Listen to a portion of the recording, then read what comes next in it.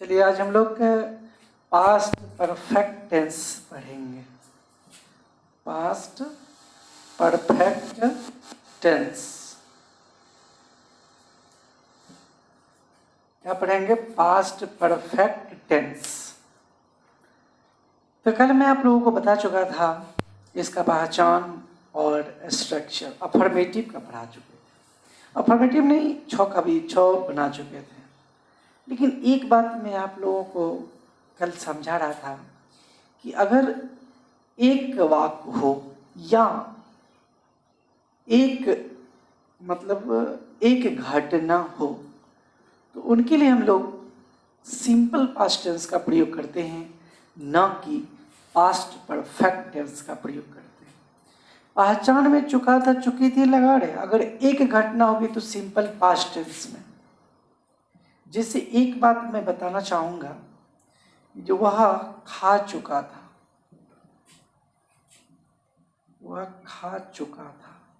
तो एक बात बताइए, यह एक घटना है या एक कार्य है कि दो कार्य थे? एक कार्य है। आप कहिएगा इसमें तो चुका था, चुकी थी लगा रहे। अगर सिंगल वाक्य हो, ठीक है, अगर सिंगल वाक्य हो, चुका था चुकी थी भी लगा रहे या था ई थी भी लगा रहेगा, तो उसको कौन टेंस बनाएंगे? सिंपल पास्ट टेंस में ही एट होगा। लेकिन अगर आप कहिएगा क्या ही हैड ईटन गलत है, तो हाँ, मतलब सिंगल वाक्य के लिए पास्ट परफेक्ट टेंस का प्रयोग नहीं किया जाता है, बल्कि सिंपल पास्ट टेंस का प्रयोग किया जाता है। आपके मन में दो क्वेश्चन आता होगा।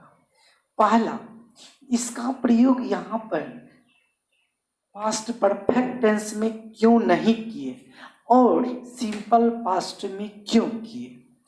तो पहला क्वेश्चन का मैं जवाब आपको दे रहा हूँ कि पास्ट परफेक्ट टेंस का प्रयोग जब भी होता है तो वह इसके साथ एक और घटना जुड़ी हुई रहती है, मतलब एक और वाक्य इसके साथ रहना चाहिए। एक बात। दूसरी बात, अगर एक वाक्य हो चुका था, चुकी थी लगा रहे, तो वो सिंपल पास्ट में ही होता है। तो एक हमारे भाई साहब क्वेश्चन किए कि हम कहाँ पर पास्ट परफेक्ट टेंस लगा सकते हैं सिंगल वाक्य में भी।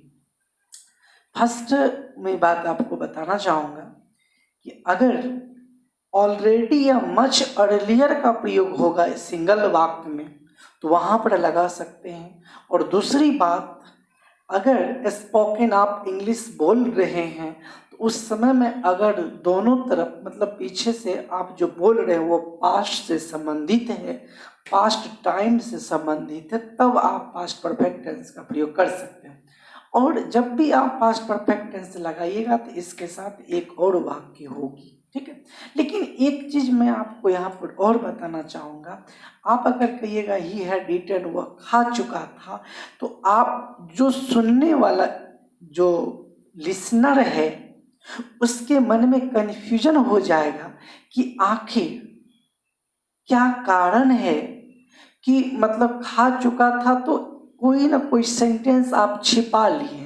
इसका मतलब एक वाक्य इसके आगे पीछे जरूर होगा, मतलब इससे संबंधित एक वाक्य निश्चित रूप से रहेगा।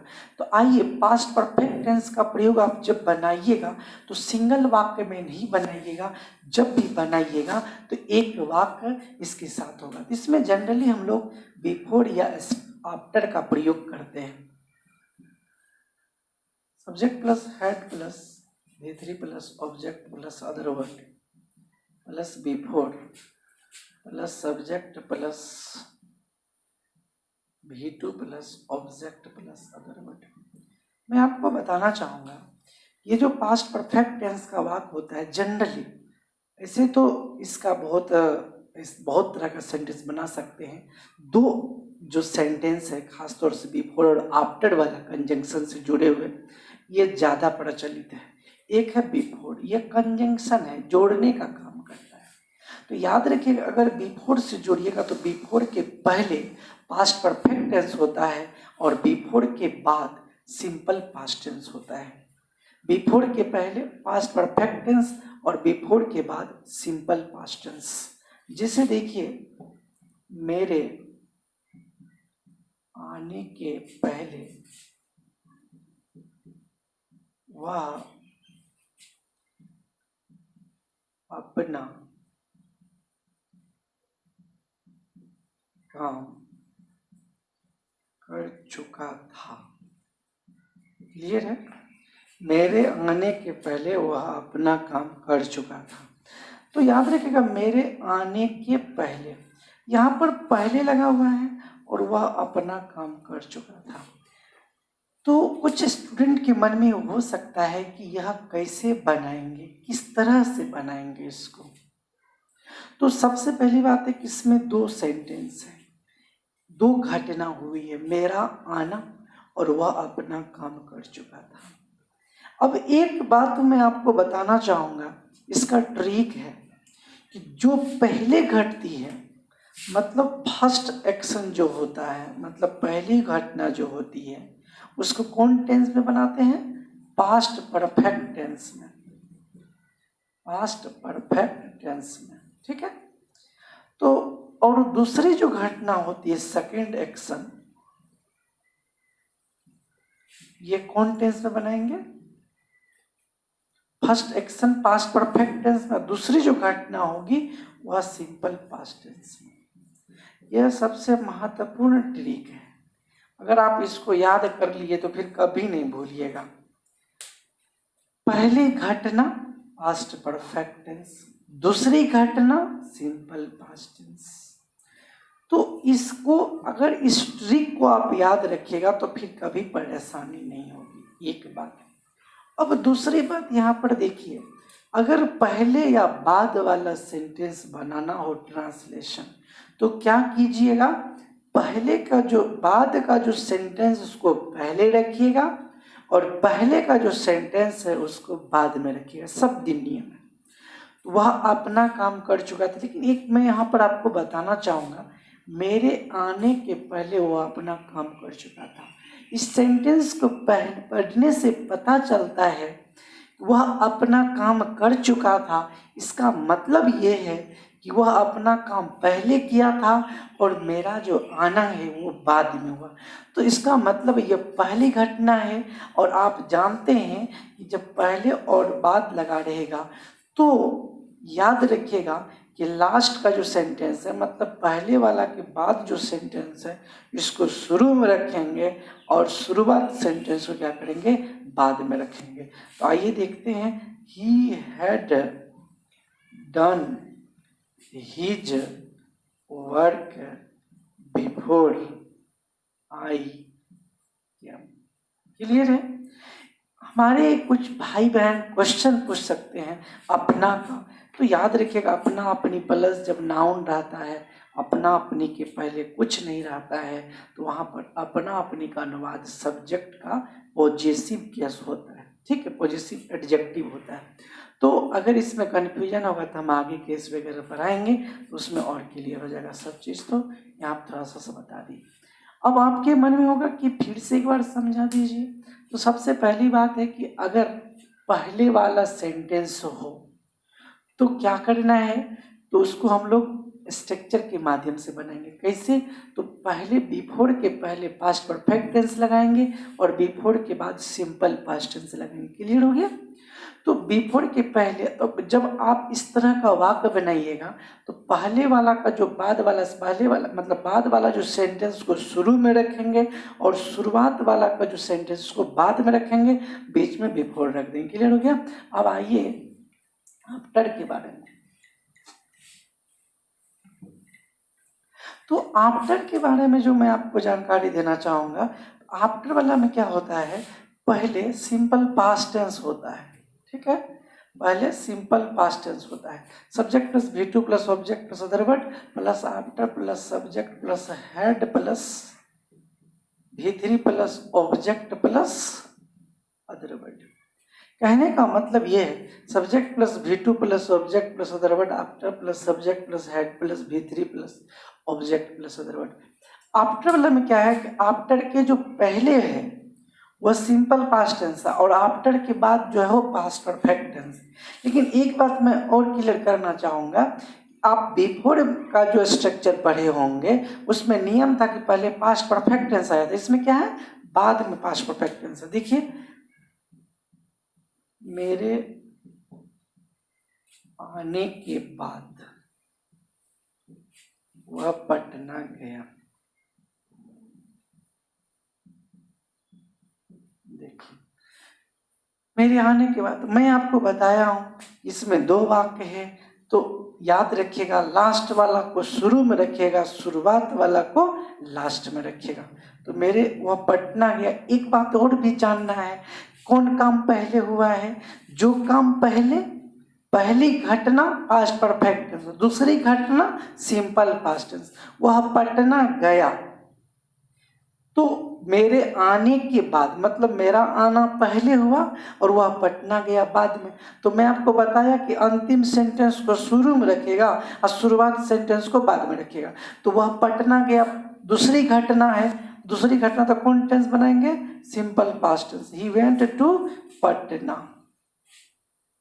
आफ्टर, मेरे आने के बाद, आफ्टर आई केम। क्लियर है? फिर से देख लीजिए, अगर आफ्टर वाला स्ट्रक्चर रहेगा तो उसके पहले सिंपल पास्ट टेंस होगा और उसके बाद पास्ट परफेक्ट टेंस का प्रयोग होगा। ठीक है? मेरे आने के बाद वह पटना गया, इसका मतलब है कि बाद वाला सेंटेंस को शुरू में रखेंगे, शुरुआत वाला सेंटेंस को बाद में रखेंगे। He went to Patna after I came. और यहाँ पर अच्छा, बाद वाला को पास्ट परफेक्ट टेंस में बनाएंगे, after I had come.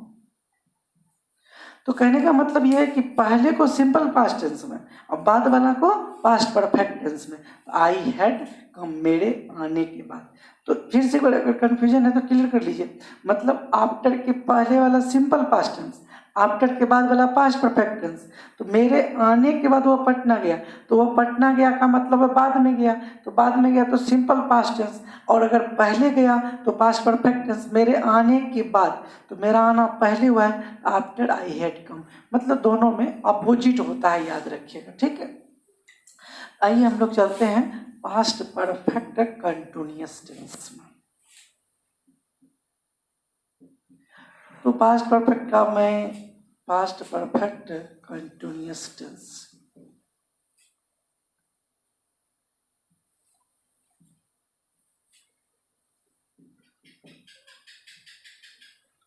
Continuous tense, तो मैं आपको एक जानकारी देना चाहूंगा कि पास्ट परफेक्ट कंटिन्यूअस टेंस का पहले पहचान लिख लीजिए। पहचान जो लिखिएगा तो इसमें मुख्य क्रिया के अंत में क्या रहता है? मुख्य क्रिया के अंत में, मुख्य क्रिया के अंत में ता आ रहा था,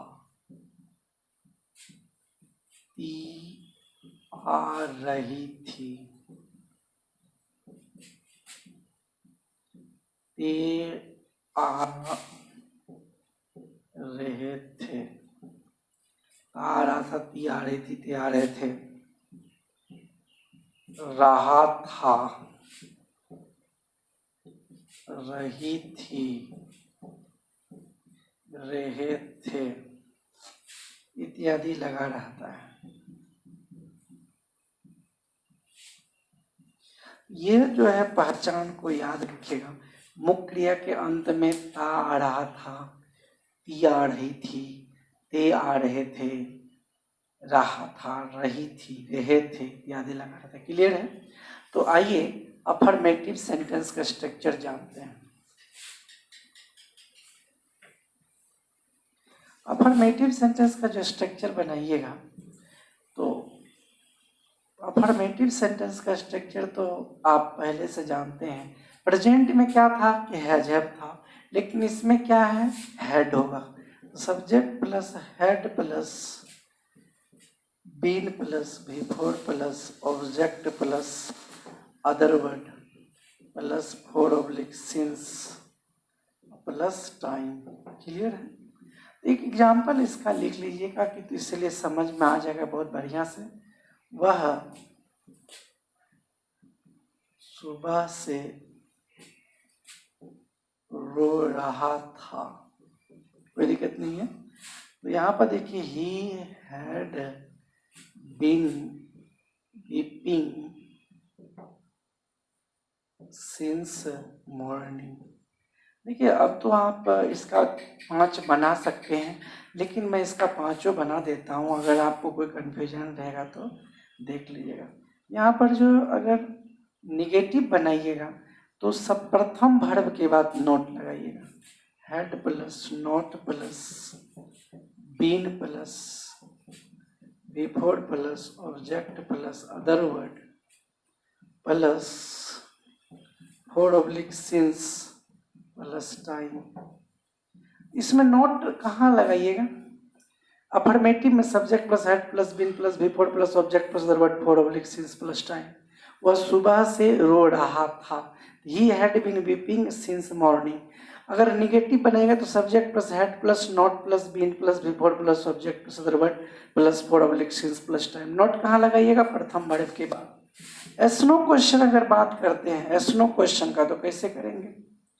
एसनो क्वेश्चन, एसनो क्वेश्चन में क्या करना है कि इस हेड को सब्जेक्ट के पहले रख देना है, had plus subject plus been plus before plus object plus other word plus 4 since plus time. Clear है? कोई दिक्कत नहीं। यहाँ पर जो है क्वेश्चन मार्क तो एसनो क्वेश्चन में जरूर दीजिएगा। एसनो निगेटिव क्वेश्चन में देखिए, एसनो निगेटिव क्वेश्चन में had plus subject plus not plus been plus before plus object plus other word plus 4 since plus time question mark. एक चीज फिर से देख लीजिए, अफर्मेटिव जब बनाएगा तो subject plus had plus been plus before plus object plus other word plus 4 since plus time. वह सुबह से रो रहा था, he had been weeping since morning. Clear है? निगेटिव में subject plus had plus not plus been plus before plus object plus other word 4 since plus time. Yes no question में had plus subject plus, yes no question में क्या करना है? Subject के बाद वाला प्रथम वर्ब को सब्जेक्ट के पहले रख देंगे, had plus subject plus been plus before plus object plus other word plus 4 since plus time. Yes no negative question में अगर हम बनाते हैं तो क्या करना पड़ता है? नोट लगाना पड़ता है, had plus subject plus not plus been plus before plus object plus other word plus 4 since plus time. Clear है? कोई दिक्कत नहीं होना चाहिए। अब हम लोग चलते हैं WH क्वेश्चन के बारे में।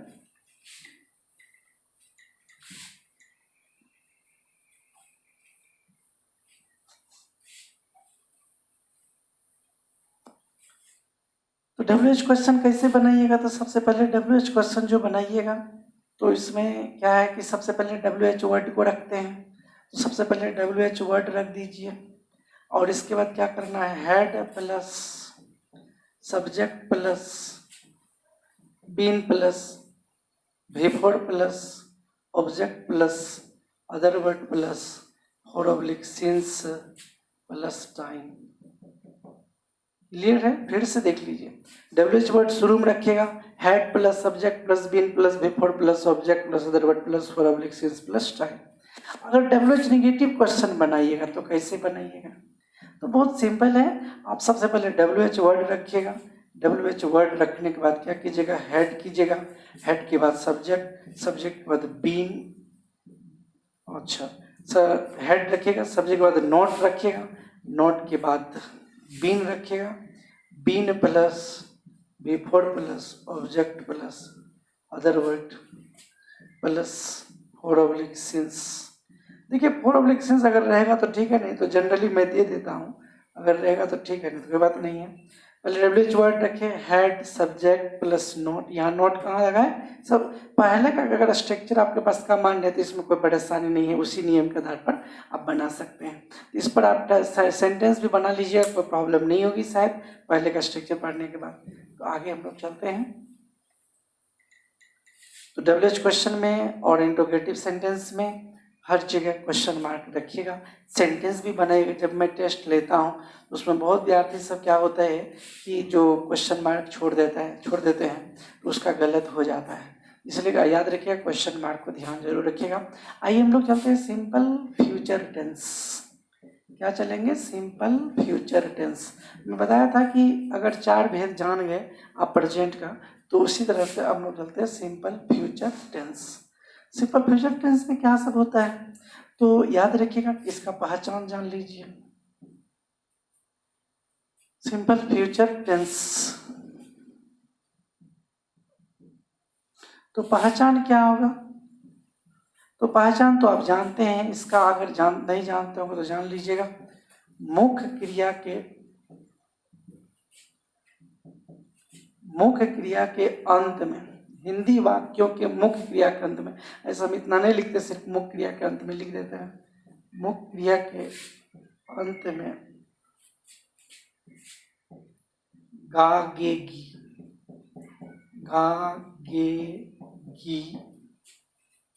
इत्यादि लगा रहता है। क्लियर है? कहीं तो शायद दिक्कत नहीं होना चाहिए। मुख्य क्रिया के अंत में क्या लगा रहेगा? गा गे गी इत्यादि लगा रहता है। तो जब भी सिंपल फ्यूचर की बात करेंगे तो उसमें क्या लगेगा? गा गे गी लगा रहेगा। तो आइए अब इसके बारे में और भी अफर्मेटिव के बारे में जानते हैं।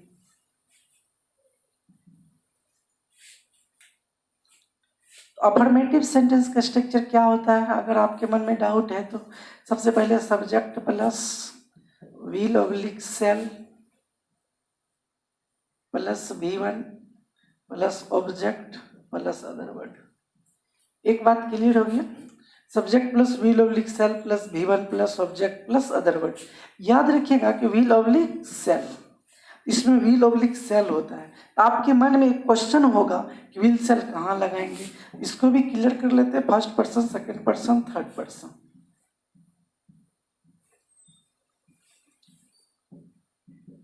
या सिंगुलर है या प्लूरल है। आई के साथ सेल, वी के साथ सेल, यू के साथ व्हील, यू के साथ will, he she it name के साथ व्हील, दे नेम्स के साथ will. First person, second person, third person, singular plural. I के साथ सेल, वी के साथ सेल, यू के साथ व्हील, यू के साथ will, he she it name के साथ व्हील, दे नेम्स के साथ व्हील। क्लियर हो गया कहाँ कहाँ लगाना है। लेकिन हमारे कुछ भाई बहन पूछ सकते हैं अगर अवश्य लगा रहेगा, अवश्य का मतलब जिसे कि आप यहाँ पर देखिए, वह राम से मिलेगा, तो क्या हो जाएगा? He will meet Ram. Clear है? वह राम से मिलेगा, ही विल मीट राम। लेकिन एक चीज है कि अगर वह अवश्य लगा दे तो वह अवश्य राम से मिलेगा, तब क्या होगा? तो अवश्य अगर लग जाएगा तो उलट जाएगा, ही शैल मीट राम। तो कहने का मतलब है कि अगर अवश्य लगा रहेगा, जैसे अगर इस तीनों पर्सन्स के साथ अवश्य लगा रहेगा, आई के साथ विल हो जाएगा, वी के साथ विल हो जाएगा, अब बाद बाकी इनके साथ क्या हो जाएगा? सेल हो जाएगा, मतलब अपोजिट हो जाएगा। इसको याद रखिएगा, ठीक है? वह राम से मिलेगा, ही विल मीट राम, वह अवश्य राम से मिलेगा, ही सेल मीट राम। तो क्लियर हो गया? समझ में गए? विल सेल के बाद जब भी लगाइएगा तो V1 लगाइएगा, V5 नहीं लगाइएगा, इसको ध्यान में रखिएगा। Subject plus will shall plus V1 plus object plus other word. अब आइए इसका जो है हम लोग 5 और बना लेते हैं, ठीक है?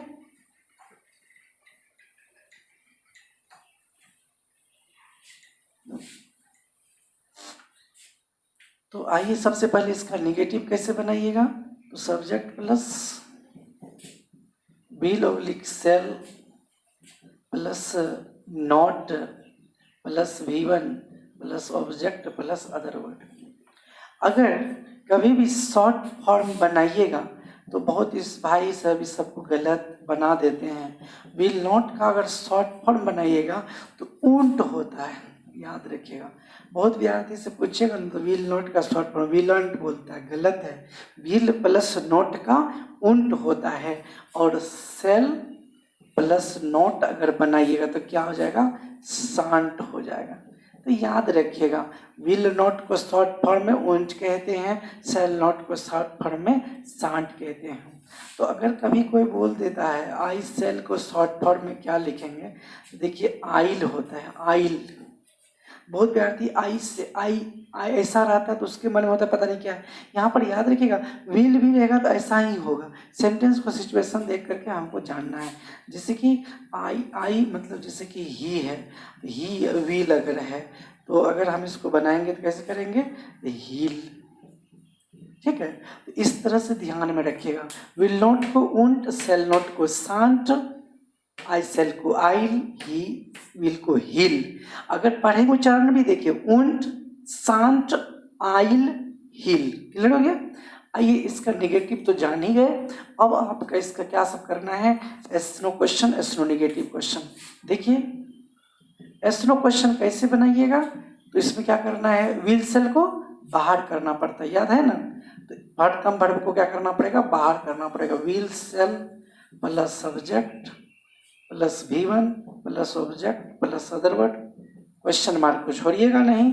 एस नो नेगेटिव क्वेश्चन को क्या करना है, एस नो नेगेटिव क्वेश्चन को इसमें क्या करना है, तो will oblique shall plus subject plus not. Yes no negative question will oblique shall plus subject plus not plus V1 plus object plus other word, question mark. Clear है। WH question कैसे बनाएंगे, देखिए WH क्वेश्चन बनाने का trick है, yes no question में will shall plus subject plus V1 plus object plus other word, question mark. Yes no negative question में will oblique shall plus subject plus not plus V1 plus V1 fixed है, ठीक है। Will oblique shall plus subject plus not plus V1 plus object plus other word. WH question कैसे बनाइएगा, सबसे पहले WH word को रखना पड़ेगा। WH वर्ड के बाद क्या करना है, विल ऑब्लिक सेल करना है, इसके बाद सब्जेक्ट, इसके बाद V1, इसके बाद ऑब्जेक्ट, इसके बाद other word, question mark.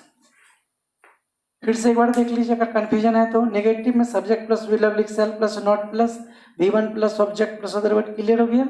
Yes no question में will oblique shall plus subject plus V1 plus object plus other word, clear हो गया। Yes no negative question will oblique shall plus subject plus not plus V1 plus object plus other word, clear हो गया।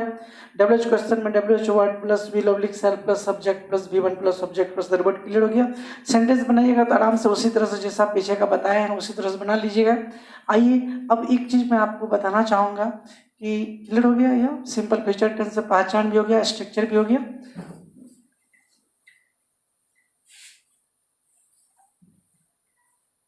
और WH negative question रह गया इसका, आपके मन में अगर WH नेगेटिव क्वेश्चन भी क्लियर कर देते हैं तो सिंपल है, फिर भी कन्फ्यूजन रहेगा तो आप लोगों के मन में। सबसे पहले WH वर्ड रखते हैं।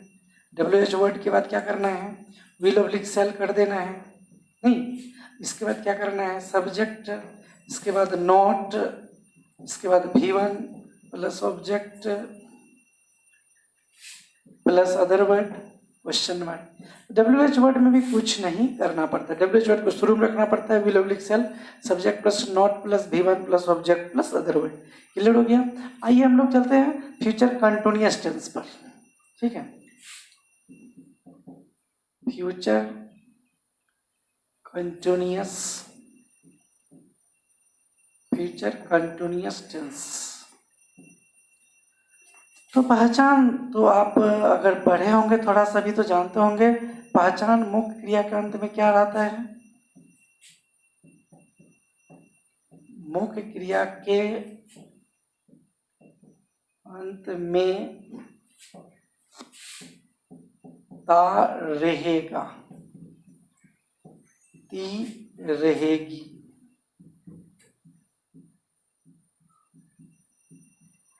ते रहेंगे, रहेंगे,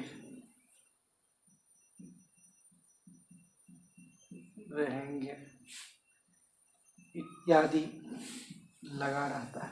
या ता रहूँगा भी, ते रहे, ता रहेगा, ती रहेगी, ते रहेंगे इत्यादि लगा रहता है। क्लियर है? मुक्रिया के अंत में ता रहेगा, ती रहेगी, ते रहेंगे इत्यादि लगा रहता है। पहचान अगर क्लियर हो गया तो अब इसका आप अफर्मेटिव 6 स्ट्रक्चर देख लीजिए, क्लियर हो जाएगा।